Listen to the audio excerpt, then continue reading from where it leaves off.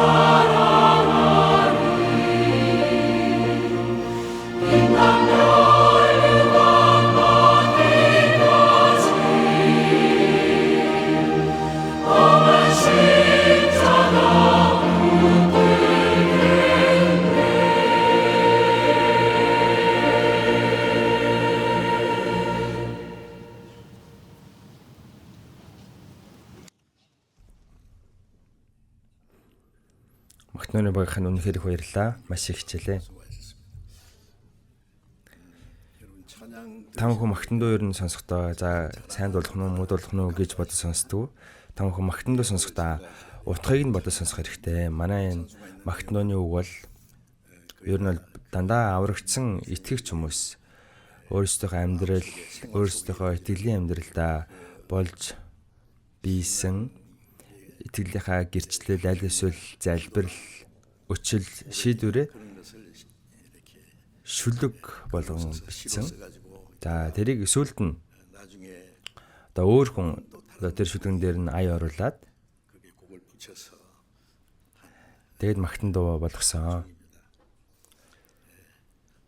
Тэгэхээр магтнууны номын ингээд дэлгэцгээд ингээд үг бүрийн чимээгүй орчин там бүхнийг тунгаан модоод уншаад үзээрэй. Бараг хэр баргийн сургаалаас илүү байдаг.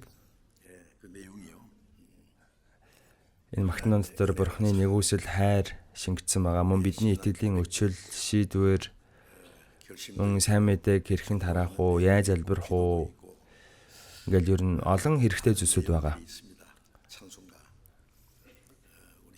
Тэр манай магтнууны багийнхан бол ер нь бол магтан дуугаа их бэлдэж их хөдөлмөрлөдөг.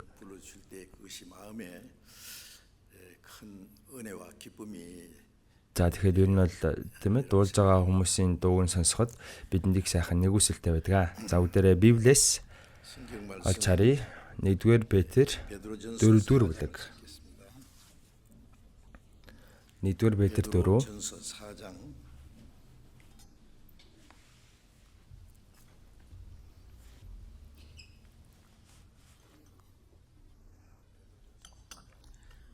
1-р Петр 4-ийн 1-2 1-р Петр 4-ийн 1-2-ыг хамтдаа уншийе. Иймээс Христ нэгэнтээ махбодороо зовсон тул та нар ч гэсэн ижил санаагаар өөрсдийгөө зэвсгэл. Учир нь махбодороо зовсон нь нүглийг дуусгасан. Энэ нь биеэр амьдрах үлдсэн хугацаанд цаашид хүний хүсэл тачаалын төлөө бус харин Бурхны хүслийн төлөө амьдрахын тулд юм.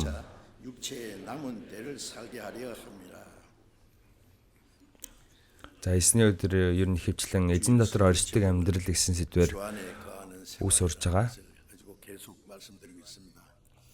Эзэн дотор оршдог амьдрал. За өнөөдөр 7 дахь үг нь.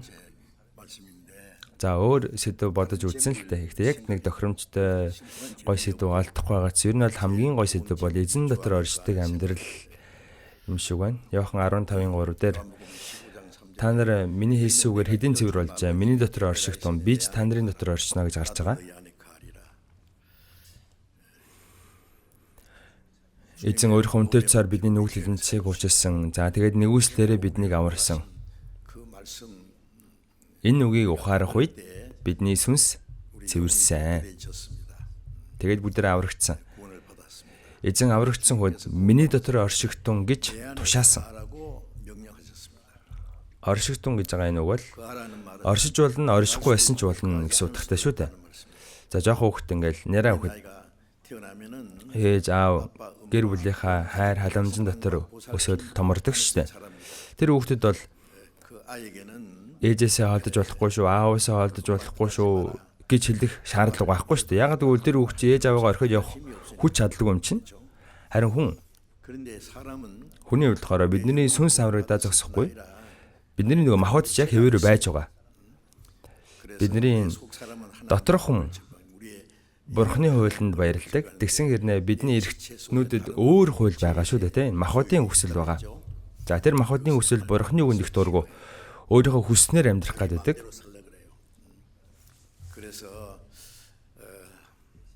Тийм учраас махбодын бодол, Бурхны бодол хоорондоо ингээд дайсхиндаг. Хоорондоо тэмцэлдэж байдаг. Махбодын бодол бол Бурхны эсрэг дайсагнал юм гэж гарч байгаа. Махбодын хүсэл нь ариун сүнсний эсрэг байдаг. Ариун сүнсний хүсэл нь болохоор махбодынхаа эсрэг байдаг. Энэ хоёр хоорондоо байнга тэмцэлдэж байгаа. За тэр аврагдсан хүн тэр юм хоёр одоо занц нартай байж болно гэсэн үг. За аврагдсан хүний хувьд болохоор Бурхны хайр нэгүслийг ухаарч гисэн Бурхны хүслийн дагуу амьдрыг гэсэн хүсэл байгаа. За гэхдээ нөгөө төрлөх зан чанар байгаа шүү дээ. Биднэрт нөгөө хуучин өмнөх зан чанар байгаа. Тэр маань болохоор Бурхны хүслийн дагуу амьдрахад их дургу өөрийнхөө махбодын төрлөх зангаар амьдрах дуртай өөрийнхөө аргаар амьдрах гэдэг. За тэгэд энэ махбодын хүсэл, сүнсний хүсэл хоёр хоорондоо тэмцэлддэг. Тийм учраас 1-р Петр 2:11 дээр сэтгэлийн чинь эсрэг дайддаг махбодын хүсэл тачаалуудыг дарагтун цээрлэх тун гэж байгаа. За аврагчсан бол Бурхны хүслийн дагуу амьдрахыг хүсдэг. За тийм учраас энэ хүсэлтэй энэ махбодын хүсэл тэмцээд байдаг. Тэгэхээр юм сүнслэг дайн тулаан болж байгаа гэдгийг та бүхэн сайн мэдэх хэрэгтэй. Тэгэхээр бүгдээрээ ариун сүнсний хүч чадлаар махбодоо ялах юм бол амьдрна.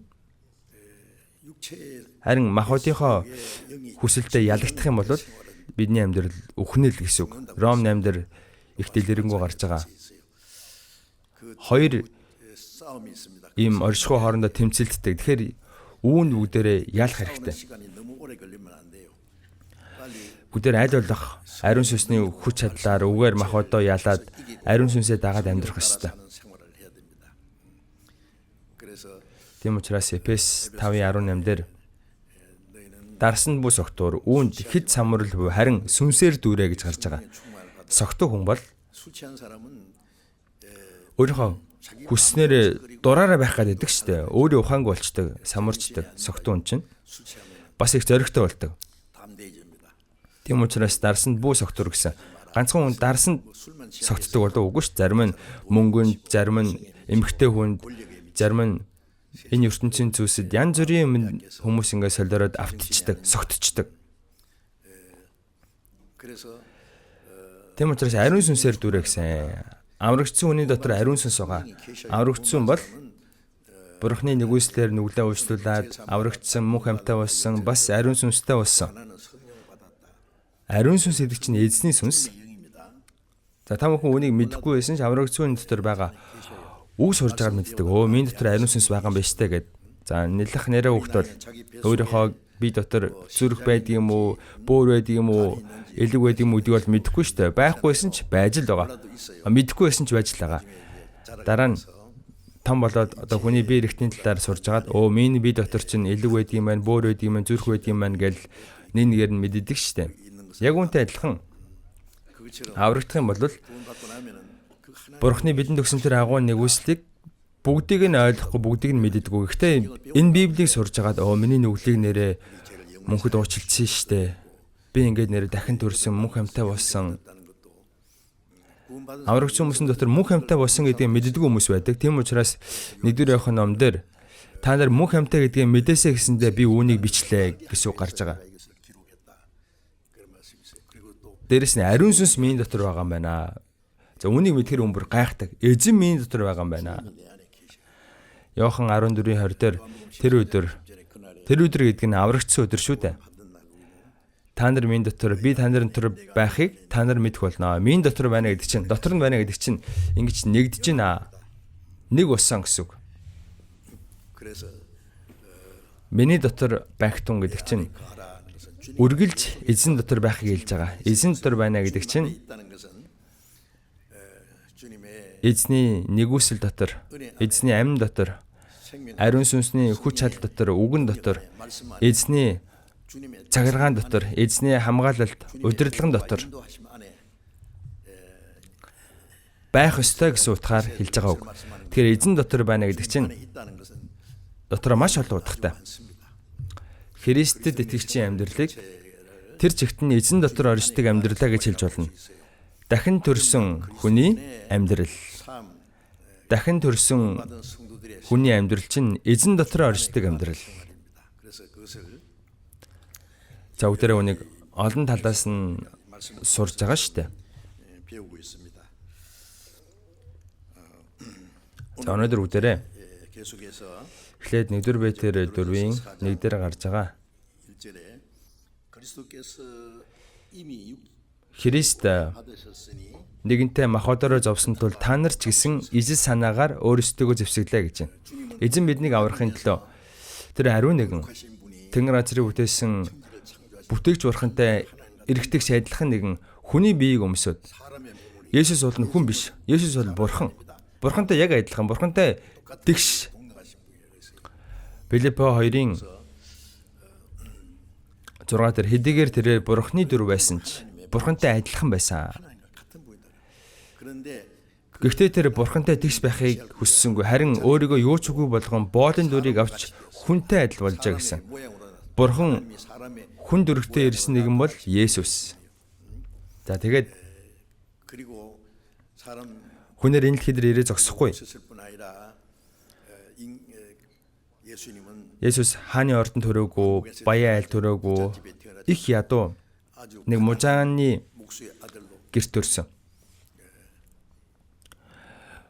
Есүсийг төрөх газар олдоогүй. За тэгээд малын сарвчанд Есүс төрсөн гэсэн. За тэгээд тэжээлийн дэвшинд Есүсийг тавьсан гэж байгаа. За малын сарвчанд малын эд тэжээлээ эддэг твш байдаг шүү дээ. Тэрэнд Есүсийг тавьсан. Дөрөнгүүд нь 30 гаруй жилийн хугацаанд ядуу айлд мужаа хийсэн хэн ерөн түүнийг хараад бурхны хүү гэж ер нь хэлэх юм бэ? Хэн ер нь түүнийг харчхаад бүтээгч бурхан гэж төсөөлөх юм бэ? Хүнээр төрөхдөө их ядуу айл төрсөн. 30 гаруй жилийн хугацаанд 30 жилийн хугацаанд бидэнтэйгээ адилхан хүнээр ар гэрээ авч явсан. Махбодороо ямар ч хамааралгүй гисэн аав Йосефтай туслаад төрсөн ээж Мариада туслаад ээж аавынхаа ачийг хариулсан. 30 нас хүрмэгцээ гэрээ орхиод Есүс Бурхны ажлыг гэж гисэн Йордан голд баптист Иоханоор хүртээд 3 жил хагасын хугацаанд Бурхны ажлыг хийсэн.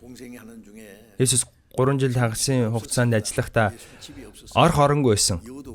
Үнэг нь Тэнгэрийн шуудад өөр байдаг, харин хүний хүү толгой орогдох газар үгүй гэж хэлж байсан. Тэр Есүс толгой орогдох газар олдохгүй байсан. Өдөр нь Иерусалимын ариун өргөн заримдаа талбай дээр олон хүмүүсийн өмнө гарч Бурхны үгийг тунхаглаж оройн Иерусалимаас жоохон зайтай газар Чидүн уулан дээр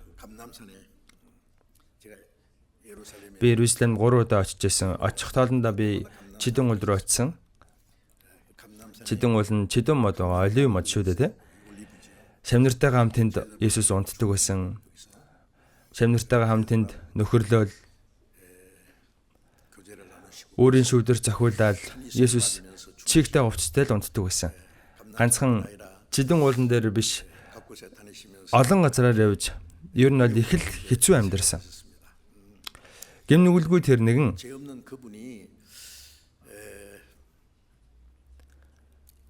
хамгийн том гэм нүгэл үйлдсэн гэмтэн шиг өрөвдөлтөөр ард түмнээр гадуурхагдаж цаазын ял авч Ромоос гаргасан тэр хамгийн амжигтай цаазын ял болох, ташуурдуулах, тэгээ загалмайг үүрээд нэлгааны газар руу очиж хадагдаж 6 цагийн хугацаанд загалмай дээр өлгөөтэй байж аимшигтай зовлон амсаж нас орсон. Энэ бүхнийг бид нарыг аврахын төлөө байсан. Тэр үнтэй цусаа урсгаад бидний нүгэл хилэнцгийг үрд уучилж зайлсан. За тэгээ 3 оны дараа дахин амьдаад Есүс Бурхны илгээсэн Христ, еврей хэлээр Месиа, грекээр Христ, аврагч. За үүнийг бидэнд итгүүлсэн. Есүс дахин амьлчаад утаа шиг замхарч алан болоогүй 40 хоног байсан. 40 хоног харагдаж болох байсан, харагдахгүй байж болох байсан. Гэхдээ 40 хоногийн туршид харагдангаа өөрийгөө Христ гэдгийг олон хүмүүст харуулж үгүй айлдаж Чидүн уулан дээр олон хүмүүсийн нүдэн дээр Есүс дэше өргөгдсөн. Энэ сайн мэдээ Иерусалимээс эхлээд газрын хязгаар хүртэл тунхаглагдах болно гэдгийг айлтчихад олон хүмүүсийн нүдний өмнө тэнгэр рүү дээшээ оцсон. Тэнд байгаа хүмүүс тэндээс холдохгүй тэнгэр ширтэл зогсоод байгаа гэсэн. Есүс үүлэн дундуур ороод алга болчиход байхад хүртэл дээш хараад зогсоодсэн. Тэр үед нь хоёр тэнгэр илчих гарч ирээд юун та нар тэнгэрөө ширтэн зогсно вэ? Тэр та нарын харж байгаачлан дахин ирэх болно. Газрын хязгаар хүртэл сайн мэдээд харагдах юм бол дахин ирэх болно гэж хэлсэн. Эхний удаа ирсэн Есүс бол биднийг аврахын төлөө, өгөхийн төлөө, бидний нүглийг уучлахын төлөө ирсэн. Харин дахин ирэх Есүс бол үл итгэгчийг шүүхийн төлөө ирнэ гэж байгаа. Тэр аврагдсан хүний өөрийнхөө ус руу дагуулж орохын төлөө ирнэ. Энэ дэлхийн үс тоомсорсон бидний аврагч маань агуу алдар сүр хүчний хамт дахин ирж байна. Энэ дэлхийн үл тоомсорсон бидний аврагч эзэн дахин ирэхдээ төг түмэн тэнгэр элчтэйгээ хамт бүрээн дуутай хамт сүр завхлантайгаар дахин ирэх болно. Шүүхээр суу алдартайгаар ирэх болно. Бид энэ үнэнд итгэдэг. Есүс биднийг аварсан Христ гэдэгт биднийг аварсан гэдэгт нь итгэдэг. Тэр дахин ирэхдээ хаадын хаанаар эзэдийн эзнэр ирэх болно. За тэгвэл аврагдсан бид өхөн Бурхны нэгүслийг ухаарад аврагдсан гэдэг бол үнэхээр гайхалтай үнэн. Бурхан өөрийн цорын ганц хүүгээ энэ дэлхий рүү илгээгээд загалмай дээр өхүүлсэн нь биднийг аврахын төлөө байсан. Тэр нэгүслээр нь бид аврагдсан. За тэгэхээр аврагдсан хүн хойшд яаж амьдрах ёстой вэ?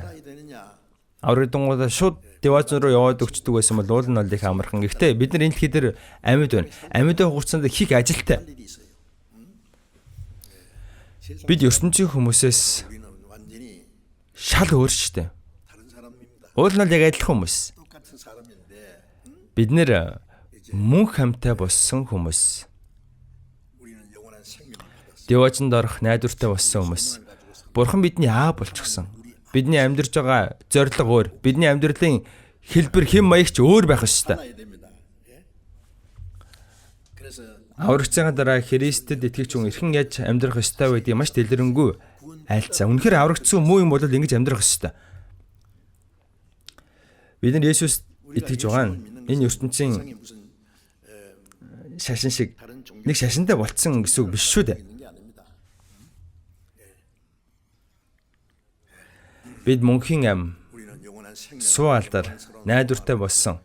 Мөн тэнгэр газрыг бүтээсэн Бурхан миний аав болчихсон. Аврагдсан дотор дээрэс нь ариун сүнс байгаа. Ариун сүнс, Бурханы сүнс, Христийн сүнс.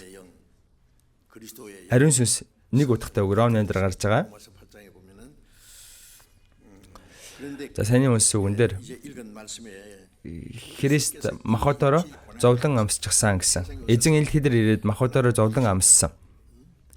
Евдэчүүд үзэн ядсан, евдэчүүд хавцсан, гэм нүгэлгүй түүнд цаазын ял оноосон.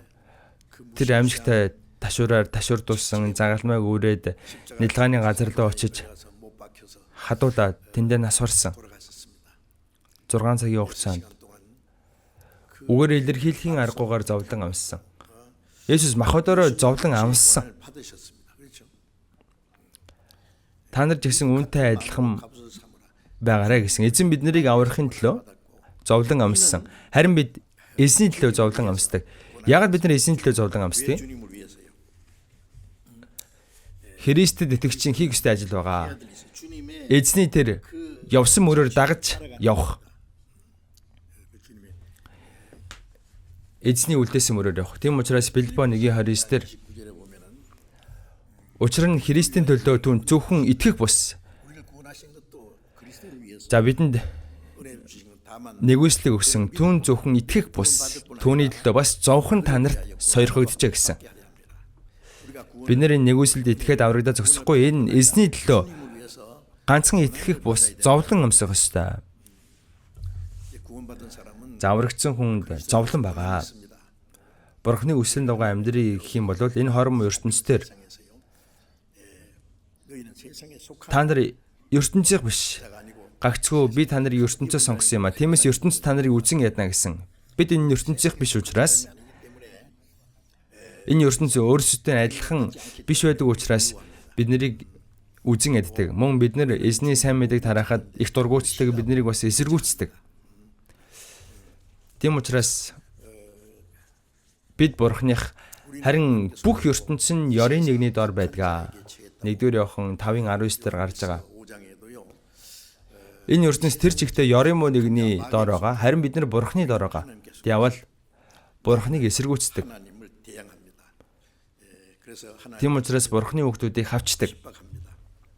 Бид нар эзний хүслийн дагуу амьдрыг гэвэл Христ дотор итгэс үсгээр амьдрахыг хүсэж чинь хавчдаг болно гэсэн. Сайн мэдээ тараахыг хүсэж байгаа хүн олон хавчлаг байдаг. За би аврагдаад одоо бол манай чуулган их тийм ээ. Доктортой болж гисэн одоо их 50 амгалан бид нар сайн мэдээ тарааж ихтэй. Чуулганы анх үед бол би ганц энэ Библиэ барайл хэдэн жилийн хугацаанд тийм ээ. Хаана онсноо, юу идэж ууснаа сандаггүй. Их чөөлжсэн, их чөөсөж байсан. За тэгээ сайн мэдээ тарааж агаад аврагчсан хүмүүс ингээл байнга нэмэгдэнгүүд хин тэр үед үзэн яддаг байсан байг бол өөр итгэгчнэр үзэн ядал хавчдаг байсан. Мартин Лютер католикийн санвартан байжгаад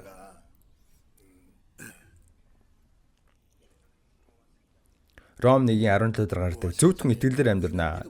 Энэ үгийг ухаараа тэр аврагцсан итгэлээрээ хүн зөвтгөгдөг юм байна гэд. Тэгээ католикчууд буруу зүйл заагаад байгаа юм байна гэдгийг ухаарад тухайн болохоор католикчууд ертөнцийг ер нь бол захирцсан байсан. Ромын эзэн хааны дээр нь байсан. Ромын пап эзэн хаанаа томилдог, заримдаа хаан ширнээс нь унгадаг байсан. Их агуу хүчтэй байсан бооз.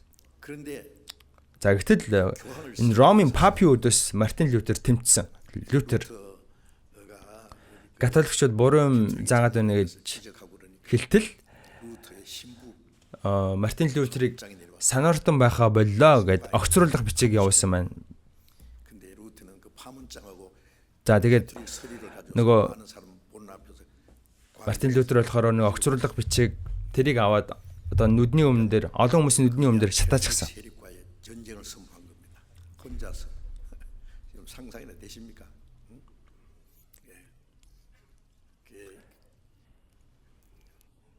За англиар нэг ийм ном байдаг шүү дээ. Here I Stand.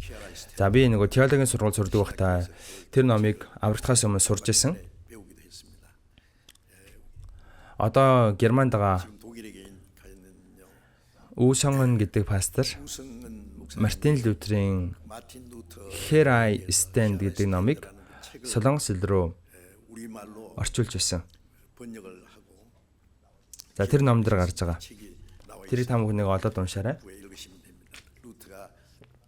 За Лютер католикчуудын өдөөс хэр ширүүн тэмцсэн талаар гарч байгаа.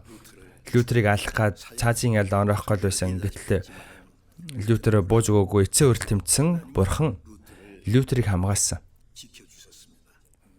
Шашин шүүхэр орох үед нь Мартин Лютер чи өөрийнхөө хэлсэн үг бичсэн зүйлээ бүгдийг нь устгаа гэсэн.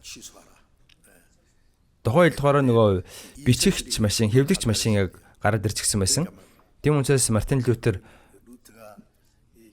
тухайд нөгөө Библи байхгүй байсан учраас католикчуудын хэлсэн үгийг хүмүүс шууд дагаал үйлддэг байсан. Тэрийг даахгүй байх юм бол гаж буруу урсгалынх ингээл чи гаж буруу урсгалын сонин нийтлэл гаргаж чинь гээд маш олон хүмүүсийг католикчууд алдаг байсан байна. Зарим нь шатаагаад тэгээд Мартин Лютерийг шүүх хурал дуудсан байна. Вормын шүүх хурал дуудаж оруулсан байна. За найзууд нь битгий яваа гэж хэлсэн. Гэтэл Лютер тэнд Вормын шүүх хурлын танхимын дээврийн варны ширхэг шиг олон дайсан байсан ч би очноо. Би эзэнтэйгээ хамт очноо. Тэгээ шашны шүүхээр орохоор очсон байна. За Ром папыг хол байсан учраас ирээгүй гэхдээ олон санвартангууд Мартин Лютерийг шүүх гээд зогсож байсан. Мартин Лютер чи өөрийнхөө хэлсэн үг бичсэн зүйлээ бүгдийг нь устгах гэсэн. Тэр үед Лютер ингэж хэлсэн. Би өөрийнхөө хэлсэн үг, өөрийнхөө бичсэн зүйлээ Библийн дагуу буруу зүйл надад олдоогүй тохиолдолд би нэг ч үг устдахгүй гэсэн. Тэр үед нэг үг хэлээ залбирсан. Хера истэн бурхан минь би энэ зогсож байна. Та намайг хамгаалаач.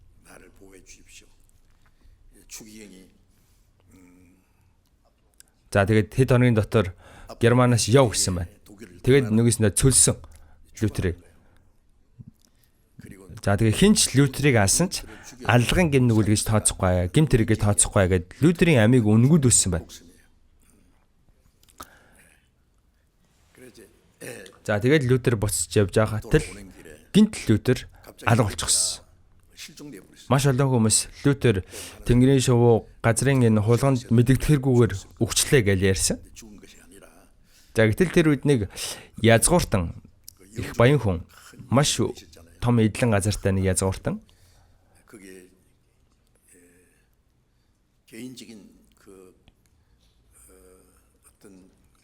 одоо хувийн нөгөө цэргүүттэй. За Лютерийн буцаж байсан замд нь түүнийг отож байгаад Лютерийг гарч ирэнгүүд нь олзлоод аваа явчихсан. За тэр язгууртан болохоор их тийм тансаг ордонд амьдардаг байсан. За тэгээд тэр ордондоо жигсэн хоригдлуудыг одоо хордог тийм нэг жижигхэн шоронтой. Тэрэндээ Лютерийг хорчихсон. Яг үүндээ хамгаалсан байхгүй. За би тэр Лютерийн байсан жижиг өрөөнд орж үтсэн. Германд байдаг юм байлаа. Тэнд Лютер суужгаад Библийг герман хэл рүү орчуулж байсан. За Библийг орчуулж байсан жижигхэн нэг ширээн одоо хүртэл тэнд байдаг юм байлаа. Яагаад би үүний талаар ярьж байна гэвэл Лютер аврагдаад энэ сайн мэдээг тараахад дэлхийд тэр чигтээ католикт автцсан байсан. Лютерийг алах гал. Харин тэр бурхан эцэг хүртэл Лютерийг хамгаалсан. Яг би Лютер шиг тийм айхтар хавчгдаагүй гэсэн. Сайн мэдээ намайг анх тараад байхад маш олон хүмүүс намайг үзэн ядаж хавчаал алахыг оролдож байсан. Гэхдээ бурхан өнөөдөр хүртэл намайг хамгаалсан. Одоо л манай аврагдсан хүмүүс бол хэтэрхий олон байгаа учраас ямар ч аюул байхгүй л та. Дээр үед бол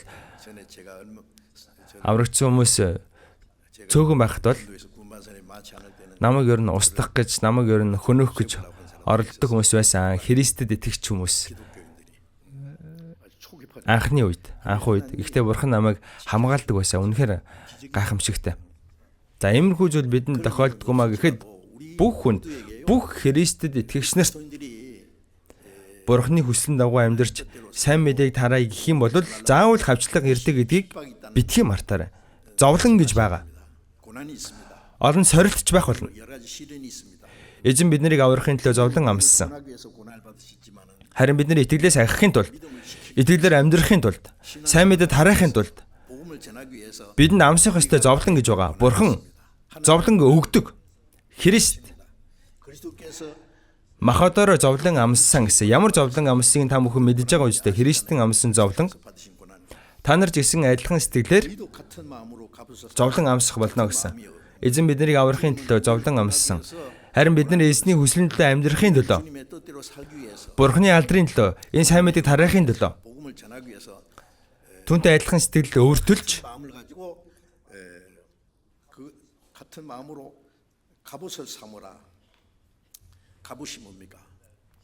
за дээр үед цэргүүд дайнд явахдаа хоёуг дуулга өмсдөг байсан. За тэр нь болохоор сумнаас хамгаалаад, элднээс хамгаалаад их батуух одоо хоёуг дуулга өмсөд явдаг байсан. Тэгэхээр аль сэтгэлээр ингэж өөрсдөө зэвсэглээ гэдэг нь бидний энэ хорм ертөнцийн амьдарч явах хугацаанд энэ бол бидний зовлонгоос тийм хамгаалах зэвсэг юм аа. Тэр эзэн найдаад амьдрах юм бол тэр бидний одоо энэ хоёуг дуулга зэвсэг болно. Энэ нь махбодороо зовсон нь нүглийг дуусгасан гэсэн үг. Махбодороо зовсон нүглийг дуусгасан гэдэг нь юу гэсэн үг юм бэ? Хүмүүсээ бид нар аврагдаад итгэлээр амьдрахын тулд эзний хүслийн дагуу амьдрахын тулд сайн мэдээ тараахын тулд үнэхээр та хоёр өөрийгөө зовлон амсаж байгаа гэж бодож байгаа юу? Би яг тэгж байгаа гэж та хоёр нь боддоггүй? Адилхан сэтгэлээр Таг адилхан сэтгэлтэй байдгүй. Адилхан сэтгэлээр энэ хоёр дуулгыг өмсөө гэсэн. Учир нь махбодороо зовсон нүглийг дуусгасан гэж хэлсэн. Нүглийг дуусгасан гэсэн үг. Одоо л гин нүгэл хийх боломж байхгүй цаг чалга. Гин нүглийг хэн идэх юм мэдгүй. Завтай хүн идэг. Бид эсний төлөө хөдөлмөрлөө хичээгээл өдөр шөнөгүй залбирал сайн мэдээ тараагаал ингээд ах юм бол бидэнд гин нүглийг цаг гарахгүй шүү дээ.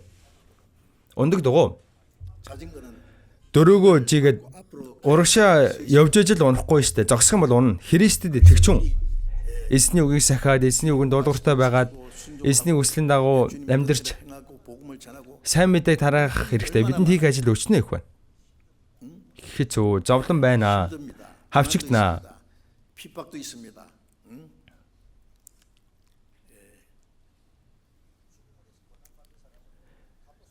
Эсний төлөө зовлон амсж байгаа юм чинь өөрийгөө тэмээд зэвсгэлж байгаатай л адилхан байхгүй да. Дайсан сум бид нарыг нэвтэлж чадахгүй. Махбодороо зовлон амсан нүглийг дуусгасан. Гим нүгэл хийхгүй гэсэн үг. Гим нүгэл хийхгүй байх нууц бол эзний хүссэн дагуу амьдрыг жичих хэрэгтэй. Завтай байгаад байх юм бол энэ ертөнцийн хүмүүстэй адилхан. ертөнцийн найзуудтайгаа уулзаал тэдэнтэйгээ ингээл нийлж явах цаг бидэнд хаана байгаа юм бэ? Тэр хүмүүстэй нийлчихээл. Итгэдэг хүмүүстэй тэмээ нэг юм хувааж уучхаал хөхрөлдөж инегээл. За тэгэл аврагч хүмүүстэйгээ нөхөрлөл ингээл хоёулынгийн зэрэг аваад иж болох уу? Болохгүй шүү дээ. Нэгийг нь хаях хэрэгтэй. Хоёулынгийн зэрэг хийгдэх юм бол тэд нар амьдрч чадахгүй. Махбодороо зовсон амсж байгаа нүглийг дуусгасан. Тэгэхээр итгэлийн амьдрал амархан биш. Зовлон байдаг гэдгийг мэд хэрэгтэй. Нүглийг дуусгасан. Нүгэл хийх цаг зав бидэнд байхгүй шүү дээ. Гим нүгэл хийхгүй амьдрч болдог шүү дээ.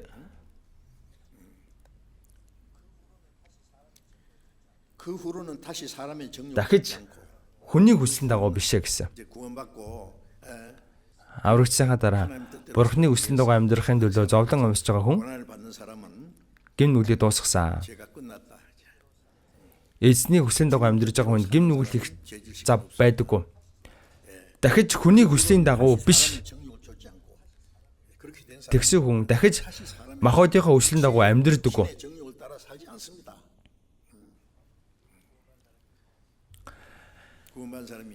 Аврагч хүн эзний өдөр лав гараг цуглаал махнууд улаал залбирал ахан дүүстэйгээ нөхөрлөөл. За тэгэл дахиад тийм ээ цав гарах юм бол ертөнцийнхөө найзуудтайгаа өмнөх найзуудтайгаа уулзаал хөвгөлтэй юм яриад тэдэртээ ховж базаал нэг юм хувааж уучхаал.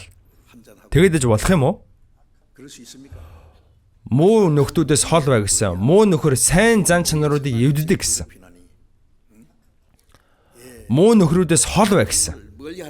Учир нь муу нөхөр сайн зан чанаруудыг эвддэг гэсэн. Биднийг эвдэн бид нар тийш тэднэр уус болно. Тэгэд ах цаг бидэнд хаана байгаа юм бэ?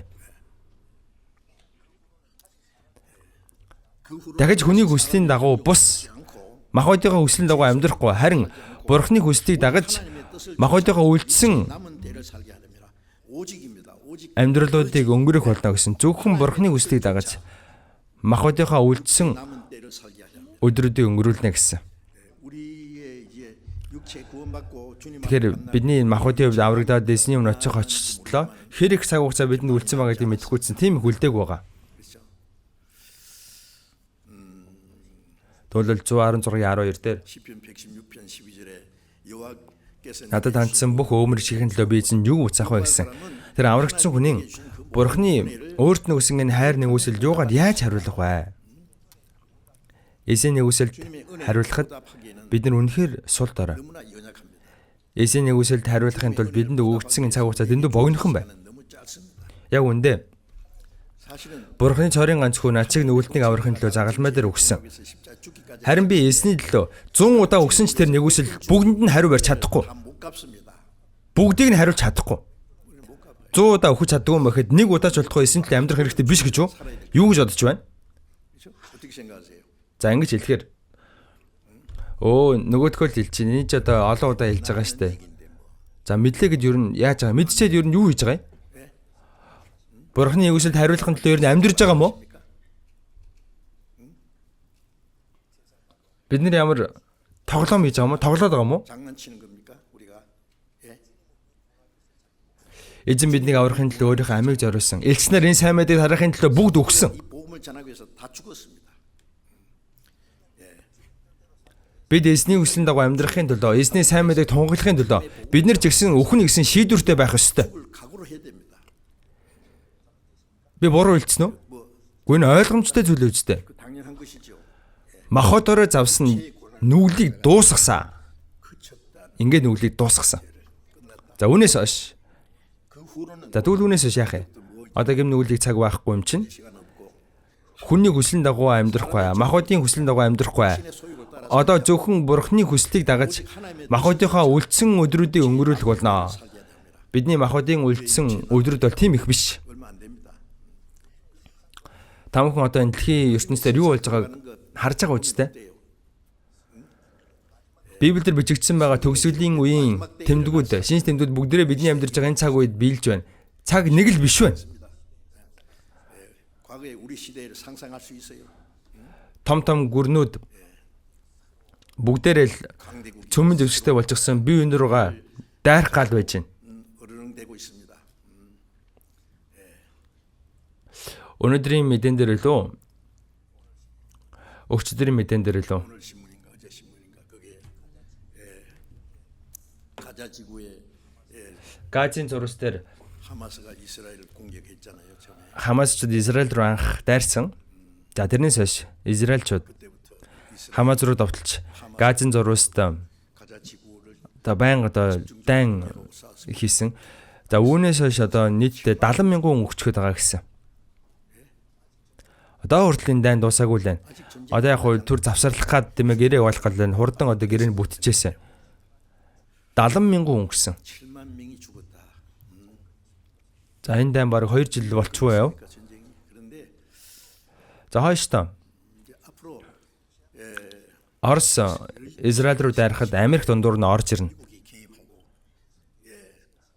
Эзекиэл 38 дээр гарч байгаа. 38장 Тэр Оросын хүч Израилийг дайрахаар явах болно. Тэгээд төгсгөлийн дан болох болно. Төмний зэвсгийн дан. Нэг нь ялж нэг нь ялагдах дан биш. Бурхан ертөнцийг шүүх дан. 세상을 심판하는 전쟁. За бидний нүдэн дээр тийм ээ ингээл бүх юм ил тод харагдаад байна шүү дээ. Хойштын улс төр, 앞으로 이제 эдийн засаг, улмал тийм ээ өмнөс хамттай болно. 혼란이 일어날 겁니다. За бүр туйлдаа хөрөх үед 혼란이 일어날 때에 сүүлд од мэд нэг хүн гинт гарч ирнэ. За тэгээд бүгдийг нь би зохицуулнаа шийднэ гээл дэлхийн ертөнц тэр чигтээ гайхын цочрогдох болно. А энэ хүн 저 사람이 ертөнцийн дэлхий дээр амар тайван авчрахаар ирж байгаа юм. ертөнцийн энэ асуудлыг шийдэх юм байна. Дэлхийн асуудлыг шийдэх юм байна гэд хүмүүс итгэн тэр хүн бол антихрист. Антихрист яг ингээ эмх замбраагүй үед гарч ирнэ. Дэлхийн 1-р дайнд дуусан дараа германчууд ингээл эдийн засгийн үед өмнө самантай байх үед Гитлер гарч ирсэн. Яг сүүлд од мэт аврагч мэт гарч ирсэн. Гитлер бүх асуудлыг шийдэх юм шиг л хүмүүс ойлгосон. За тэгэл ард түмэн тэр чигтээ хай Гитлер гээл. 하이 히틀러 Гэтэ тэр Гитлераас болж германчууд сүрсэн шүү дээ. 자 이제 우리는 이제 어떤 한 나라의 Бид нар чинь нэг улсад болоод байгаа юмыг тийм ээ сураагүй. Дэлхийд даяар болж байгаа юмыг сураад харж байгаа. Эрдэмтдийн одоо судалгаан дээр ингэж бичсэн байлээ. Цөмийн засгийн дан 전쟁이 어디서 일어나면 хаа нэгт дэлбэрэх юм бол шууд дараалаад бүгд дэлбэрнэ. Одоо бол цөмийн зэвсэгтэй 9 ус байгаа. Хойд Солонгос ороод цөмийн зэвсэг дэлбэрвэл 30 минутын дотор 30분 дэлхий тэр жигтэй сүрнэ. 30 минутын дотор дэлхийг нэг биш 100 удаа галан шатаах хэмжээний цөмийн зэвсэг байна гэж байна. Хүмүүс юу гэж бодож байна? Тав хүн ер нь төсөөлөгдөж байна уу? 상상이나 됩니까? Бид нэр арайш тэгж олон жил тийм амьдрахгүй хаа. 못 갑니다. 하나님의 Бид нь олон жил амьдрах цаг байхгүй. Бурхан энэ төгсгөлд нь ертөнцийг шүүх болно. Бурхан зөвшөөрж ижил тийм ээ. Одоо энэ бүх зүйл болно. Тэгэхээр бид нэр төгсгөлийн үед амьдарч байгаа нь үнэн. Төгсгөлийн үед аврагдсан гэдэг чинь үнэхээр гайхалтай хэрэг. Энд чинь тийм нэг жирийн зүйл биш. Бид аврагдсан хүн шиг амьдрах ёстой. 살아야 됩니다. 이제 Махбодынхаа үлдсэн амьдралыг Бурханы хүслийн дагуу 뜻을 쫓아 амьдрах ёстой. 때를 살게 하려 합니다. Аврагчийн дараа махбодынхаа үлдсэн өдрүүдийг Бурханд тааламжтай хүслийн өрүүлдэхийн төлөө байх нь бидний зорилго юм. 야고보서 Яаков 4-өөс үгдэрээ харъя. 4장을 잠깐 보겠습니다.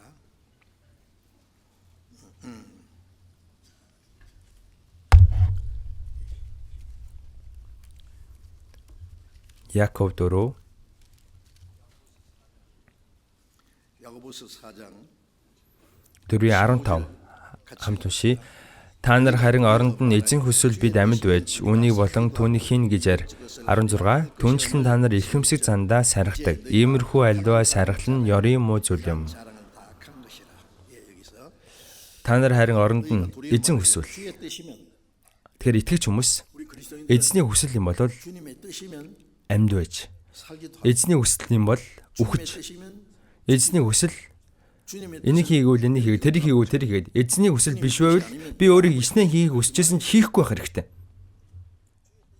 Эзний хүсэл юм бол бид 주의 뜻이면 우리가 амьд байж, 살기도 하고 эзний хүсэл юм бол энийг чигээл тэрийг чигээ сайн мэдээд хараагаад эзний хүсэл юм бол 주님의 뜻이면 үхэх нь эзний хүсэл юм бол үхэх хэрэгтэй үстэй. 죽어야죠. Есүс загалмай дээр цовдлогтынхаа өмнөх шөнө юу гэж залбирсан бэлээ? 기도가 뭡니까? Эцэг минь энэ ягийг надаас та өнгөрүүлээч. Есүсийн өмнө зовлонгийн аяг байсан. 십자가 고난이 잔해져 있어. Хүний амсч бол хамгийн аимшигтай зовлон ичхүүрийг Есүс амсах гэж байсан. Есүс бидэнтэй яг адилхан махбодтой байсан. 똑같은 육체를 가졌어요. Яг адилхан махбодтой байсан Есүс зарим хүмүүс ингэж яриад байдаг. Есүс Бурхны хүү байсан юм чинь загалмай дээр цовдлогдох үедээ ерөөсөө өвдөг бах уу гэж ярьдаг. Үгүй шүү дээ. Бидэнтэй яг адилхан махбодтой байсан. Есүс уйлдаг байсан, гунигддаг байсан, өлсөж байсан. Есүс ташуурдах юм бол өвддөг байсан. Яг бидэнтэй адилхан хүн байсан. 우리 똑같은 사람이라니까. Хүний амсч бол хамгийн аимшигтай зовлон ичхүүрийг тэр амссан. Есүс боломжтой 할 수만 있으면 болж өгвөл энэ загалмай дээр би өөхгүйгээр 내가 죽지 않고 гүйцэлднэ бүтнэ гэвэл та энэ аягийг надаас өнгөрүүлээч гэсэн. Энэ аягийг Есүс уухгүйгээд өнгөрүүлчих юм бол бид нар бүгд энэ аягнаас суугаад там руу орно. Гэхдээ Есүс эзэн минь миний хүслээр биш та өөрийнхөө хүслийн дагуу үйлдээрэй гэсэн. Загалмай тэр ичхүүр зовлон би амсах нь Бурхан аавын хүсэл муу юм бол би таны хүслийн дагуу үйлдэ. Эцгийн хүсэл муу юм бол би таны хүсэл дуулууртай байж захирлаа гэсэн. 빌립보서 2장 Билиб 2:8 дээр үхэлд загалмайн үхэлд хүртэл дуулууртай байваа гэж гарч байгаа. Үхэлд хүртэл дуулууртай байсан. Бурханы хүсэл шууд дуулууртай байж захирагдсан. 그래서 Тэгэхээр бид нар эзний хүсэл юм бол амьд байж, үхэж, энийг чигээ, тэрийг чигээд эзний хүсэл биш гэвэл 주님의 залбирч үзээд эзний хүсэл биш байх юм бол хийхгүй байх хэрэгтэй. 뜻이면 하지 말아야 됩니다. Эзний хүсэл мөн үү биш үү гэдгийг сайн ялгаж салах хэрэгтэй. 하고요.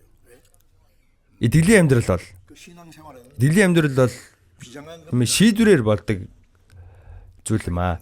Өөрийнхөө үснээр амьдарч байгаа тийм эзнүүд болох юм бол сайхан хувцас өмсчихөөл. За тэгэл магтнууд уулаад 에서 찬송 부르고 сургаалын нэг үд сонирхолцохол 설교 감상하고 хідэн дөрөв өргөчгөөл гарч ирээл хүснээр амьдрал. 오면은 마음대로 살고 Бурхан ямар тоглоом юм уу? 하나님 놀립니까? Энэ удаа итгэлийн амьдрал муу юм уу? 말이 되겠어요? Бид нар эзний өдөр цуглах юм бол залбираад магтнууд уулаад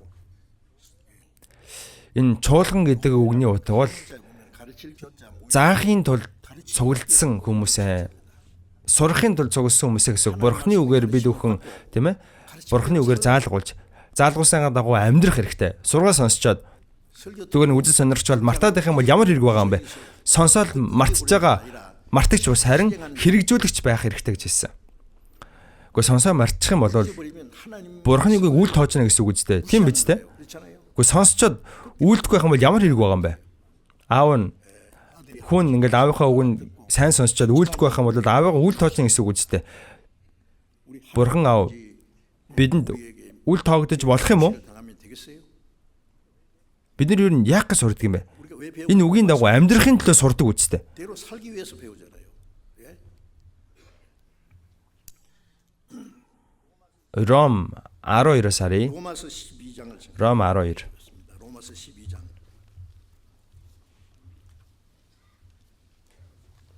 Ром 12. 로마서 12장 1-2. Ром 12-ийн 1-2. Би уншаад өгье. Ийм дахтундраа Бурхны өрөв сэтгэлээр та нараас хичээнгүйлэн гуй. Өөрсдийн биеийг Бурхан тааламжтай амьд ариун дахил болгож өрөг. Ингэн та нарын сүнслэг мөргөл мөн. Энэ үеийн явдалд нийцэлгүй, харин оюун санаагаа шинчилж өөрчлөгдөх тун. Тэгвэл Бурхны сайн тааламжид төгс төгөлдөр хүсэл юу болохыг таних болно.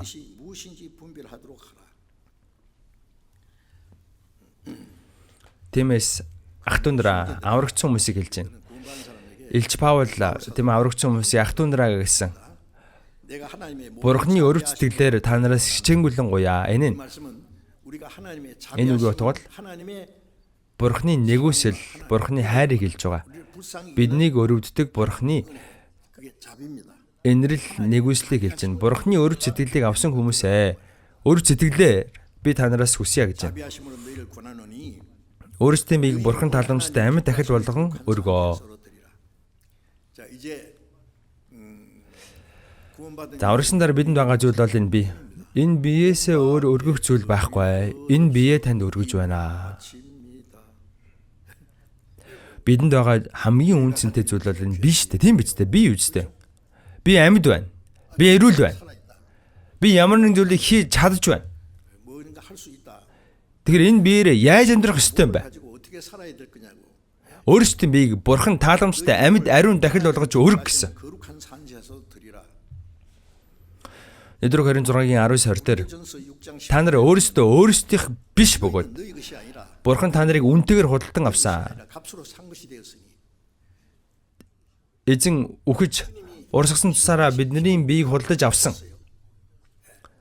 Эдрэг 27-гийн 23 дээр та нарыг үнэтэйгээр худалдан авсан юм а гэж гарч байгаа. Өөр орчуулга дээр та нарыг их үнэтэй төлбөрөөр худалдаж авсан. Хүмүүсийн бол бүү болоо гэсэн маш үнэтэйгээр биднийг худалдаж авсан.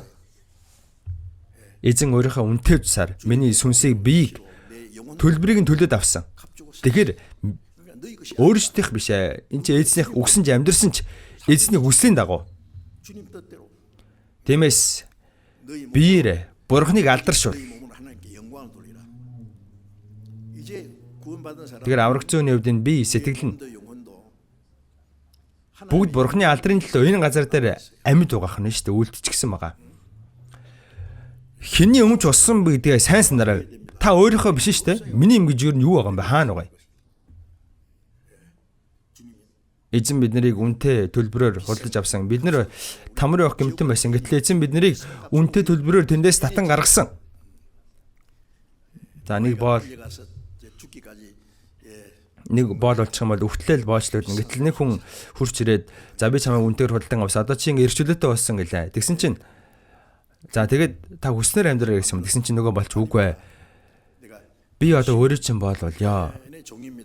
Гэхдээ би өөрөө чинь боол болох гэж худалдаж аваагүй. Одоо хүснээр амьдр чөлөөтэй гэсэн чинь үгүй. Би өөрөө чинь болоо. Би чөлөөт боол.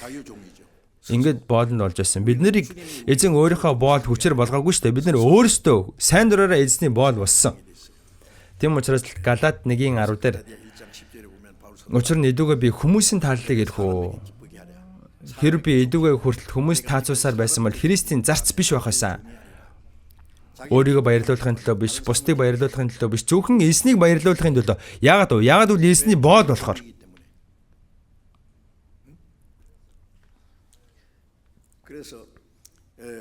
Тийм учраас өөрсдийн биеийг Бурхан тааламжтай амьд ариун дахил болгож өргөө гэсэн. Энэ бие гэдэг шүү дээ, бие. Энэ бие Бурханд амьд тааламжтай дахил болгож өргөө. Бурхан тааламжтай амьд ариун дахил болгож өргөө. Бурханы баярлалдаг тааламжтай дахил болгож өргөх гэсэн. Хуучин гэрийн Израильчууд хойно юм уу туглаар дахил өргөдөг байсан. Тэрийг нийтлээ дахил өргөдөг байсан. Харин бид нарыг амьдараа энэ амьдралаараа дахил өргөө гэсэн. Өөрсдийн биеийг амьд ариун дахил болгон өргөө. Энэ бол та нарын сүнслэг мөргөл юм а гэсэн. Одоо хүртэл хүмүүс сүмрүү явахаараа мөргөл үйлдэхээр явна гэж яриад байдаг. За би дунд ангийн 6 дугаар анги дахтаа Бусанаас чуулганд явдаг байсан. За манай сургууль нөгөө Христийн сүмээс гаргасан байгуулсан чуулган. Тийм учраас заавал сүмд явах хэрэгтэй байдаг байсан. Эзний өдөр очихоор нөгөө настай пастор хуйлмарлан ном ингээд хэлчихгээл. За бүгдээрээ хамт мөргөлөө үлдъё. Сүнсээр болон үннээр мөргөлөө үлдэх ёстой. ингээл баг зэрэг хоолойгоо чичрүүлж ярих хэвээр. 이게 됩니다. Вибратортай юм шиг. 바이블로서는 일이 나겠죠. Тэгэх юм бол бүгд ингээл чив чимэнгүү болол тийм ээ сүсэг бишрэлтэйгээр хийдэг. За ингээл мөргөл дууслаа гэж тэгдэг. Мөргөл дуусах юм бол яг үндэ баларна шүү дээ. Тэр мөргөл муу юм уу? Тийм мөргөл ер нь Библиэр хаана гарч байгаа юм? Энд чинь ерөөсөө шүтэн шүтж байгаатай л адилхан хэрэг. Энэ бол мөргөл биш. Иохан 4-дээр Есүс ингэж хэлсэн. Бурхан бол сүнс, түүн мөргөгчт нь сүнсээрээ үннээр мөрөх ёстой гэж айлцсан. Эцэгт өөрт нь ийхүү мөргөгчийг тэр ирж байна гэсэн. 이기 때문에 Бид нар ингээл сүсгэлгээр тийм ээ нүдэ ань залбир нүү, нээ залбир нүү. Энэ махуудыг бол Бурхан нэг хайхтар чухал тооцохгүй шүү дээ. Энэ махуудыг бол Бурхан бол сүнс, түүн мөргөгчт нь үннээр болон сүнсээр мөрөх ёстой гэсэн. Үннээр болон сүнсээр гэдэг чинь ариун сүнс болон үннээр аврагдсан үний хэлээд байна. Аврагдаагүй бол сүнс байхгүй юм чинь мөргөл өлдөж чадахгүй. Аврагдсан дотор ариун сүнс байгаа учраас үннийг дагаж, ариун сүнсээ дагаж амьдрах хэрэгтэй. Тэгэх юм бол тэр амьдрал нь тэр зэгтээ Бурханд мөргөл болно гэсэн үг. Ром 로마서 12장 12:1 дээр өөрсдийн биеийг Бурхан тааламжид амьд ариун дахил болгож өргөө гэсэн. Бурханы хүслийн дагуу амьдарж байгаа бүх зүйл чинь жинхэнэ дахил юм. Энэ бол та нарын сүнслэг мөргөл юм а гэсэн. Сүнслэг мөргөл. 영적 예배입니다. За мөргөл эхлэе, мөргөл дуусгах гэсэн бол аахгүй. Бидний амьдрал чинь тэр чигтэл мөргөл. Бидний хэлж байгаа үг, бидний гаргаж байгаа үйлдэл, бидний бодол, 하는 거, 생각하는 거. бидний энэ Бурханыг баярлуулж байгаа бүх зүйл чинь Бурханы хүлээн авдаг амьд ариун дахил юм а. Сүнслэг мөргөл юм а. Тийм биз дээ? 그렇죠. За мөргөл үйлдэх үедээ ингээд сүсэг бишрэлтэй байж байгаа мөргөл дуусангууд зоргоор амьдарч болох юм Бурхан ямар шүтэн юм уу?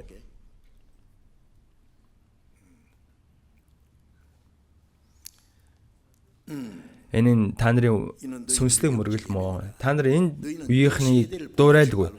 Энэ хором завхай үеийг дуурайлгүй. Дуурай гэдэг чинь битгий дагаа гэсэн үг. 닮아가지 마란 말이에요. Дуурайлгүй. Харин сэтгэлээ шинчилж өөрчлөгдөж 새롭게 함으로 변화. аврагдсан хүн 구원받은 사람은 шинээр өөрчлөгдөх хэрэгтэй. 변화를 받아야 돼요. Эдгээр 5:17 дээр 5장 17절에 тиймээс хэн нэг нь Христ дотор байвал тэрээр шинэ бүтээл мó. Христ дотор байна гэдэг чинь 그리스도 안에 있다는 거. 구원받은 사람은 тийм ээ аврагдсан үнийг хэлж байгаа. Шинээр бүтээгдсэн үнийг хэлж байгаа. Харагтун хуучин өнгөр чинь болсон байна. 새것이 되었다. Аврагдахаас өмнөх 받기 전에 нөгөө гин нүгэл дотор амьдарч байсан амьдрал дууссан. Одоо шинэ хүн болсон, шинэ бүтээл болсон. Хар гэж штэ. Харагтун. 봅시다. 볼 수 있어요. Хар гэж байгаа чинь ингэж амьдраа гэсэн үг. 반드시 살아야 돼요. 응? 저는 결혼 주례 За би хорим олон удаа хөтлж байсан. 그 За нөгөө хоримоо хийх байгаа хүмүүст би ингэж хэлдэг. За ахын дүүс маань одоо Христэд итгэжийнхаа хувьд Бурханы хүсэл ба алдрын төлөө амьдрахын төлөө хоримоо хийж байгаа шүү. Хорим бол тийм ээ ийм зорилготой хийж байгаа. Та хоёр л сайхан амьдрах гэж хоримоо хийгээгүй. Бурханы алдрын төлөө амьдрахын төлөө хоримоо хийж байгаа шүү гэж хэлдэг. Тэр аврагдсан хүн ингэж амьдрах ёстой. 이렇게 살아야 된다. Энд чинь тийм ээ ингэж харагтун гэдэг чинь ингэж амьдраа гэсэн үг. 요즘에 우리 За сүүлд ер нь манай ахын дүүс маань хоримоо хийчихэд үнэхээр 정말 сайн мундаг амьдарч байгаа гэж бодож байна. Энд чинь хараа л гэсэн үг байхгүй юу? 반드시 Битгий ичмэр зүйл хий. Ингэж хар гэсэн үг. 반드시 Өмнөх жил өнгөрөн оцоо харагтун шин болсон байна. 새것이 되었다. Шин тэнгэр шин газар дээр орохын тулд шин хүн болох хэрэгтэй шүү дээ. 새 사람이 돼야 됩니다. Тийм биш гэж үү? 예? 아닙니까? Сүмд явдгаараа л ингэж өөр байгаа дэж болох юм уу? Христэд итгэгч гэдэг нэртэй болцохоор л ингэж өөр болчтой гэсэн үг юм уу? Христэд итгэгч нь Христэд итгэгч хэрнээ. Жохон буруутгах юм бол энэ чинь хуурамч Христэд итгэгч болж болно гэсэн үг.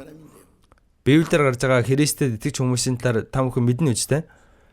Сэтгэлээ шинчилж өөрчлөгдөө. 함으로 변화를 받아 Энэ үеийг энэ завхаа хором үеийг дуурайлгүйгээр 따라가지 말고 예? харин сэтгэлээ шинчилж 오직 마음을 өөрчлөгдөө. 새롭게 함으로 변화를 받아. Бидний зан ааш өөрчлөгдөх хэрэгтэй. Бидний сэтгэл өөрчлөгдөх хэрэгтэй. 변해야 돼요. Ариун сүнс үгээр биднийг өдөр болгон шинчилж өөрчилдөг. 변화시킵니다. Аврагдаа чуулган дотроо үгээ байнга сураадах юм бол би нэр хизээ юм уралцсан юм. 언제 내가 이렇게 달라졌지? Бүр өөрийгөө хараад үргэлж гайхна. 놀랄 거예요. ертөнцийн найзуудаас та шал өөр болоод хол болчдөг. ертөнцөөс шал өөр болчдөг. Сэтгэлээ шинчилж өөрчлөгдөж Бурхны тааламжийн сайн төгс төгөлдөр хүсэл юу болохыг мэдээ гэсэн. Сэтгэлээ ингэж өөрчлөгдөөд сэтгэлээ шинчилж өөрчлөгдөх юм бол Бурхны сайн тааламжийн төгс төгөлдөр хүсэл юу болохыг таньж мэдээд тэр Бурхны хүслийн төлөө амьдрдаг. Энэ бол Бурхан дөрвж байгаа сүнслэг мөргөл.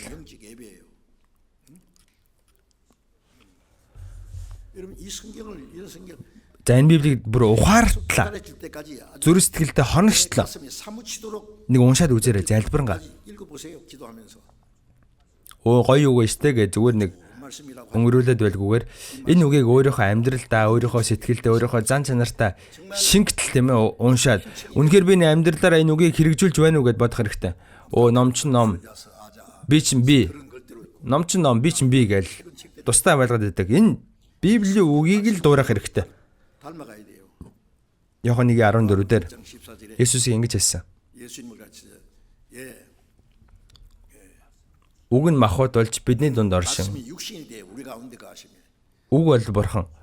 Бурхан хүний махбодыг өмсөд бидний дунд оршсон. Бид түүний алдар сүг үтсэн. Энэ нь эцгээс цор ганц төрөгчийн алдар бөгөөд нэгүсэл ба үннээр дүр юм аа. Есүс дотор нэгүсэл ба үнэн байгаа. Үг болох тэр Бурхан хүний махбодыг өмсөд ирсэн. Есүсийн амьдрал тэр чигтээ Бурханы үгийг хэрэгжүүлсэн. Эн чинь үг нь махбод болсон гэсэн үг.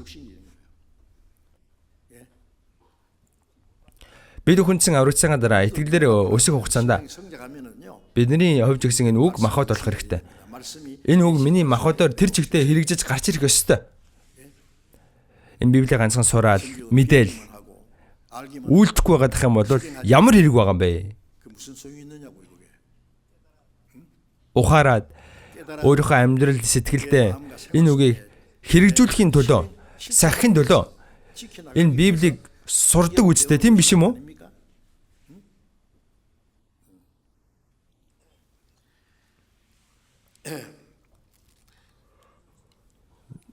Нэгдүгээр Петр 1-ээс харъя.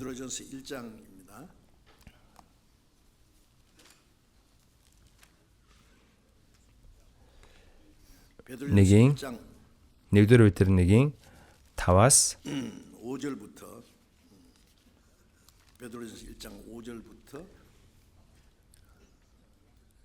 5-аас 7 хүртэл. 7절까지. За би уншаад үгэй. Эцсийн үед илчлэгдэхэд бэлэн буй авралын төлөө та нар итгэлээр Бурхны хүчээр хамгаалагдсан ажээ. Хэдийгээр та нар одоо төр зуурын бас шаардлагатай бол элдвийн сорилтод зовж байгаач үүндээ үлэмж баярладаг. Ингэснээр итгэлийн чин шалгуур галаар шалгагдах мөхөг алтнаас ч илүү үнэтэй байж Есүс Христийн эслэлээр магтаал, алдар, хүндэтгэлд хүрэх юм. 영광과 존귀를 얻게 하려 함이니라. 여기에 Эцсийн үед илчлэгдэхэд бэлэн буй авралын төлөө гэж байна. Тэгэхээр Есүсийг тэмээ дахин ирэх тэр өдрийг хүртэлх энэ цаг хугацаа чинь төгсгөлийн үе. 이 구원은 주님이 마지막에 재림하실 때 우리 육신까지 Тэгэхээр Есүс дахин ирэх юм бол өгсөн үнийг хүртэл тэмээ амьдуулаад өөрчлөгдөх. Таны авралыг өгөхийн тулд итгэлээрээ Бурхны хүчээр хамгаалагдсан ажээ гэж байна. Тэгэхээр аврагдаад Бурхан өөрийнхөө хүч чадлаар бидний хамгаалдаг хизээ хүртэл бай. Эцсийн үед илчлэгдэхэд бэлэн буй авралын төлөө итгэлээрээ Бурхан бидний хамгаалдаг гэж байна. Хүчээрээ хамгаалдаг.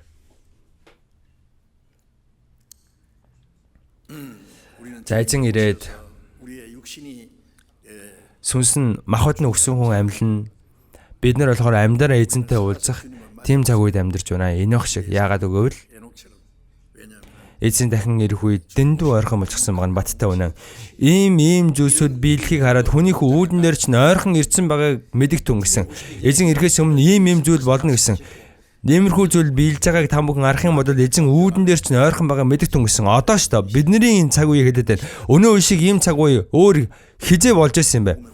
Энэ сайн мэдээ дэлхийд дээр тунгаглагдаж байна. Сайн мэдээ газрын хязгаар хүртэл тунгаглагдах юм бол төгсгөл ирнэ гэсэн. Төгсгөлийн үед бэлэг хөстэй шинж тэмдгүүд бүгдээрээ биелчихэд байна. 악한 자는 그대로 Хормоо хүмүүс нь улам хормоо болоод байна. Ариун хүмүүс нь улам ариун байж.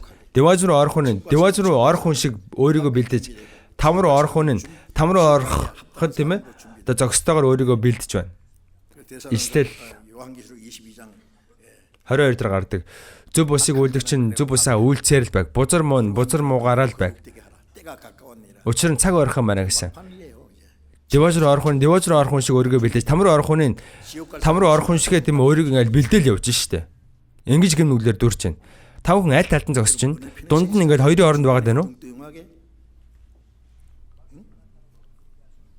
Эцсийн үед итгэдэгт бэлэн бүх авралын төлөө та нар итгэлээрээ Бурхны хүчээр хамгаалагдсан ажээ. Аврагцсан хүн эзэн ирэх үед өгөх авралыг бидэнд өгөхийн төлөө эзэн хүч чадлаар биднийг хамгаалдаг. Энэ хормоо ертөнцийн битгий утгалдаасаа гэд битгий зөхрөөсөө гэд. Бурхан өөрийнхөө хүч чадлаар биднийг хамгаалдаг гэж. Хэдийгээр та нар одоо төр зуурын бас шаардлагатай бол элдвийн сорилтон зовж байгаа ч үүндээ үлэмж баярлалаа. Эзэн бидний хүч чадлаараа хамгаалдаг ч олон зовлон бидний амьдралд байдаг. Эзэн биднийг дасгалжуулдаг. Дасгалжуулахын тулд зовлон зүгээр өгдөг. Олон сорилтыг бидэнд өгдөг. Төр зуурын зовлон гэж штэ. Зарим хүмүүсийг Бурхан санхүүгийн асуудалд оруулдаг. Махуудыг нь тэмээ хэцүү байлгадаг. Гэр бүлд нь хэцүү зүйл тохиолдуулдаг. Итгэлээр амьдрахад нь тэмээ хэцүү байлгадаг. Олон элдвийн сорилтууд байгаа. 그래서 잠깐 근심되지 않을 수 없어요. 우리 육신이 있기 때문에 그런 고난과 어려움이 있으면 잠깐 Тэгэхээр ингээл итгэлийн амьдралд хэцүү зүйл тохиолдох юм бол бид нэр түр зовдгоо. Гэтэ үүндээ үлэмж баярлалаа гэж яагаад вэ? 왜요? Ингэснээр итгэлийн чинь шалгуур гэж штэ, шалгуур. Шалгуур гэдэг чинь. 시련이라는 것은 За зэрэгт орс хүн одоо эхлээд 훈련받는 бэлтгэгддэг те. Бэлтгэл хийдэг. За сүүлдээ айхтар ширэн бэлтгэхгүй л ах шиг байна. Намайг 제가 зэрэгт байхад 그 훈련받는 거 제가 яг л ингээл жигнэс дайм болж байгаа юм шиг л бэлтгэдэг байсан. Яг дээгүүр ингээл төмөр тор татчаал. Иймэрхүү өндөртөө төмөр тор татаал. Тэгэл доогоор нь мөлхөж явуулна. Тэгэл дээгүүр нь дандаа ингээл шүршдэг бугаар шүршээл буудаг гэсэн. Жинхэнэ бугаар буудаг гэсэн. Толгоо дээшлүүлэх юм шууд буудуулаад өхөн. 맞 죽어요. За бэлтгэлийн үеэр ингээл жомоохон илүү өлөө их юм бол өхөн ингээл торон доогоор мөлхөөл явдаг байсан. 기억해야 되고 Өсөх үе байсан. 배고플 때도 있고 Үнэхээр хатуу ширүүн бэлтгэл хийдэг байсан. Хүнд бэлтгэл хийдэг байсан. За бүр тусгайгийнх юм бол 특공대원들은요. тусгайгийн зэргүүдийг бол онгоцоор ингэж явж байгаа. Тэгэл ширэнгөө хайчдаг гэж байгаа. Хин ч байхгүй газар.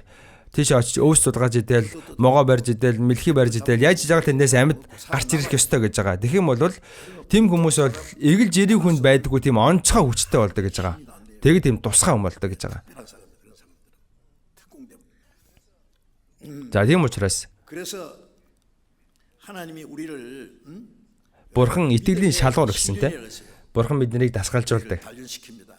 За ямар ч зовлон даваад 어려움도 이길 수 있다. гарах хэмжээний болгодог.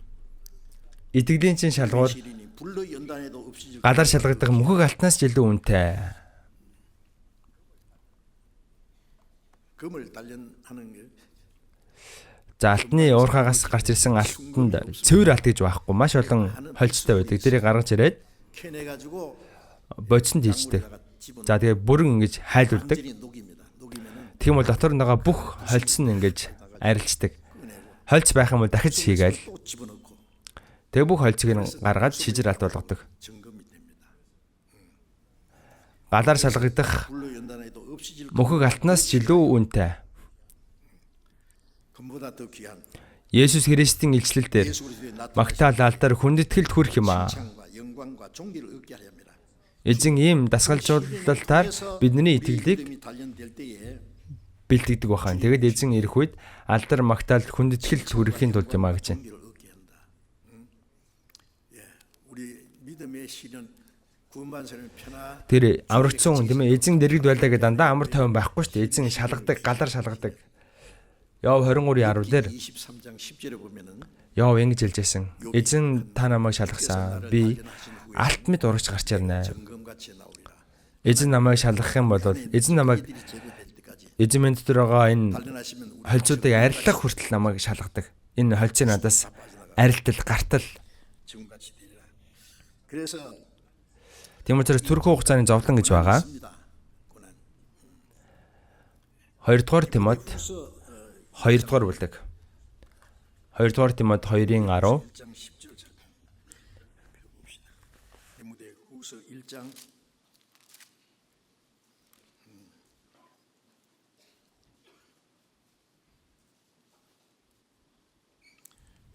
디모데 후서 2-ын 10. 죄송합니다. 2장 10절.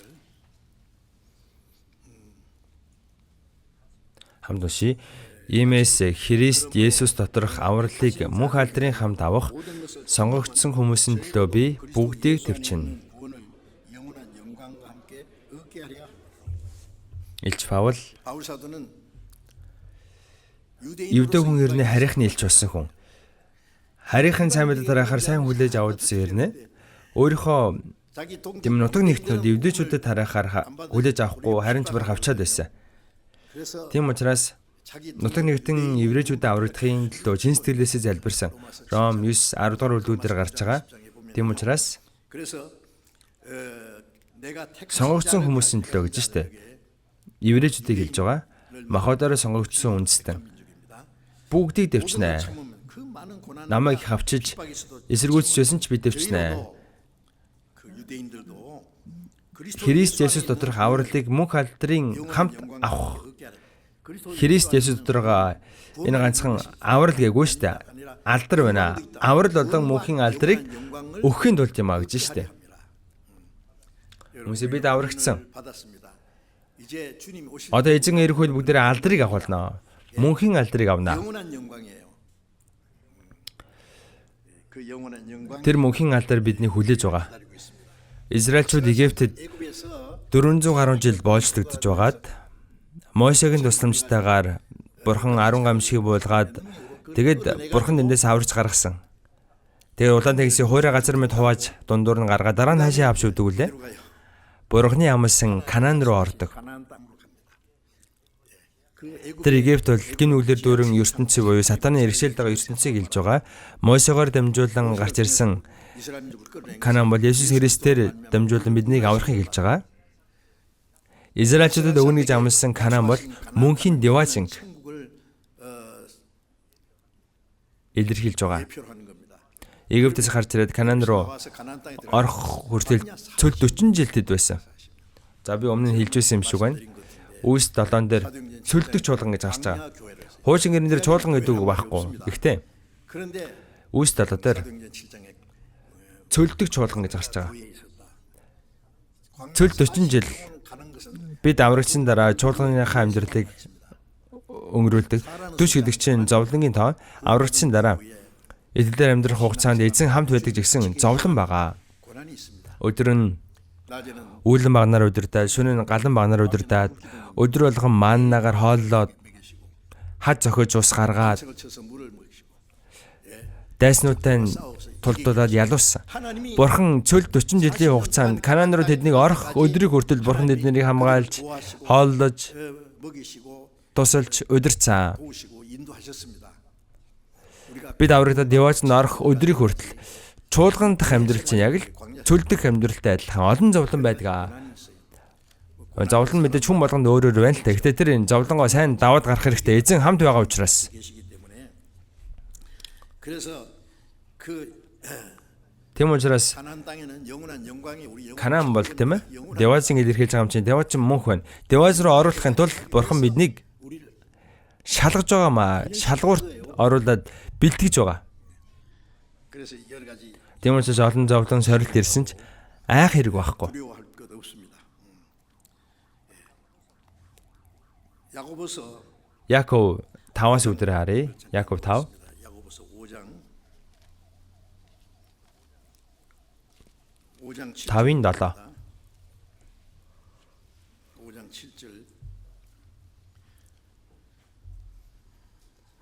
Хамт уншия. Тиймээс ах дүүндраа эзнийг ирэх хүртэл төвчээртэй байгтун, харагтун, тариачин хөрсний үнэт үр жимсийг хүлээж эрт ба оройтсон борог ортол төсвөрлөдөг шүү дээ. 8. Та нарч бас төвчээртэй бай. Эзний ирэх нь ойрцсон тул зүрхээ чангал. Ах дүүндраа эзнийг ирэх хүртэл төвчээртэй байгтун. Ягаад төвчээртэй байх ёстой юм бэ? Яг л олон зовлон шалгуур байдаг. Эзэн ирэх өдрийн хүртэл төвчээртэй бай. Тариачин хөрсний үнэт үр жимсийг хүлээж эрт ба оройтсон борог ортол төсвөрлөдөг шүү дээ. Та нар ч бас төвчээртэй бай. Эзний ирэх нь ойрцсон тул зүрхээ чангалаа. Тэгэхээр энэ үг бол бидний амьдарч байгаа цаг үед хамгийн тохиромжтой. Бид нэр эзэн дахин ирэх нь тун ойрхон болчихсон цаг үед амьдарч байна. За Библиэс дахиад нэг ишлэл харъя. Еврей 5.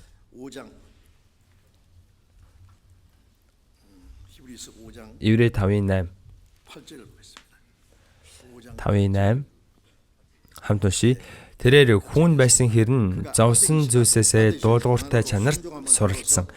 Тэр төгс болгогдсноороо өөрт нь дуулууртай байдаг бүхэнд мөнх авралын их хүнсэн болсон бөгөөд. За тэр гэдэг нь Есүс Христийг хэлж байна.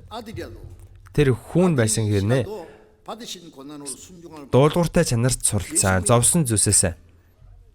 Бурхны хүү хэрнээ зовлонгоос дуулууртай байж суралцж төгс болсон гэж бидний аврагчаар төгс болсон байна. Еврей 2:10 дээр улаан будаан ганц уур газар тунаад олон үржим сургуулсан шиг цорын ганц хүү өгөхөд олон хөвгүүдийг амьдуулахын тулд олон хөвгүүдийг цог жавхалтанд авчрахтаа гэж гарч байгаа. Авралыг зовлонгоор төгс болгосон. Эзэн аврагчийнхаа хувьд төгс болгохын тулд зовлон амссан байна. Тэрээр хүүн байсан хэрнээ амсан зовлонгоос дуулууртай байдалд суралцсан. Аврагчийн хувьд тэрээр дуулууртай байдалд суралцсан байна. Өөрт нь дуулууртай байгаа бүх хүнд мөнхийн авралыг өгөхийн тулд бид нар ч гэсэн зовлонгоор дуулууртай байдалд суралцдаг.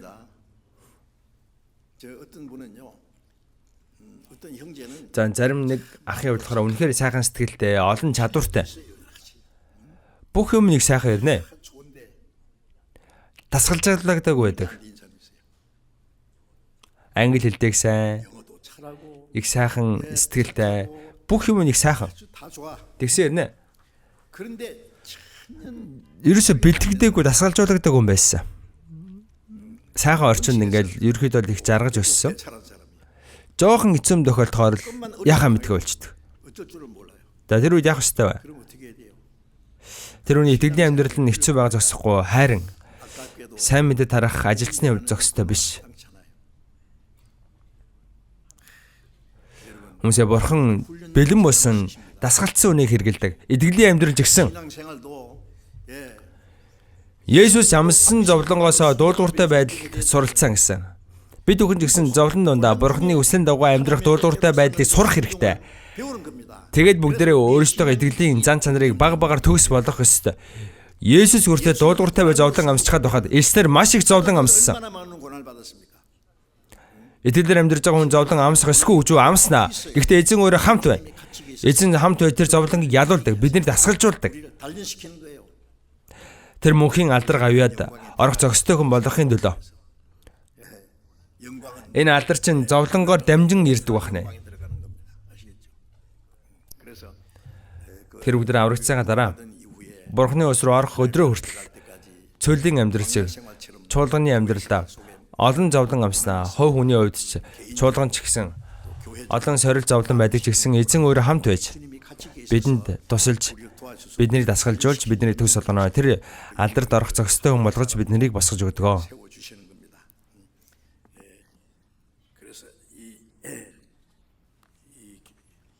Тэр эзэн хамт байдаг. Хамт байдаг гэдэгт итгээд энэ зовлонгоор бидний итгэлийг бага багаар төгс болгодог гэдгийг мэдэж итгэх хэрэгтэй. Бид нар ганц үгээрээ бурхны хүүхэд биш. Үгээрээ ганцхан Христэд итгэж биш. Бодитор бурхны хүүхдийн дайтай Христэд итгэж хүнийхээ хувьд шинэ үе шиг 새 사람답게 амьдрах ёстой. 살아야 됩니다. Израильчууд тийм Египт рүү буцах гэсэн хүмүүсийг бүгдийг нь алсан мэднэж байгаа ёстой. Цөлд байгаа хэрнээ Египт рүү явмаар нь буцмаар нь тэр үед бид нар гоё байсан гэсэн хүмүүсийг яасан юм бэ? Цөл 40 жилийн хугацаанд бүгдийг нь алсан биз дээ. Тэгс нэр төрсөн хүүхдүүд. 태어난 사람들. 그거는 Тэр нь юу хэлж байгаа л? 뭘 말합니까? Тэр хүмүүс Канаан руу орсон. 가나안 땅에 들어갔는데 Шинээр төрсөн, дахин төрсөн хүмүүс л үнэхээр шинэ хүн болсон, Бурхны үгэнд дуулууртай болсон хүмүүс л 들만 남아서 Деваж руу орсон. 들어갈 겁니다. Дундаас нь ингэж хаягдаж хоцорч болохгүй. Хамт залбирцгаая. 기도하겠습니다. Өршөөнгөө бидний Бурхан амин. Бурханаас хол байж гэм нүгэл дунд амьдарч байсан биднийг та өрөвдөн хайрлаж, 사랑하셔서 бидний амсах ёстой хараа сэтгэлийг эзэн та өмнөөс мөн амсаж, ямар ч гавьяа байгуулахад биднийг аварж өгсөн тэр агуу нэгүсэл талархаж байна. Одоо аврагдсан бид хүн үлдсэн амьдралаа Бурхны усад орох өдрийг хүртэл эзэн бид нарыг хамгаалж, сахиж, удирдах байгаа гэдэгт итгэн талархаж байна. Бурхны усад орох өдрийг хүртэл бидний үлдсэн амьдрал эзэн та өөрөө удирдах, эзэн та өөрөө захирч, бидний дундаас нэг ч хүн хоцорохгүй байхаар, хаягдахгүй байхаар та удирдах өгнө. Эзэн дахин ирэхэн тун ойрхон болчихсон байгаа энэ цаг үед бид бүхэн ариусгагдаж, Бурхан авдаа алдрыг өргөж, 영광을 돌리고 Бурхны хүүхдийн хувьд зөв зөвхөстэй амьдрч чадхад 우리의 삶을 та бидний удирдаарай. Бидний эзэн Есүсийн нэрээр гуйж залбирлаа. Амен.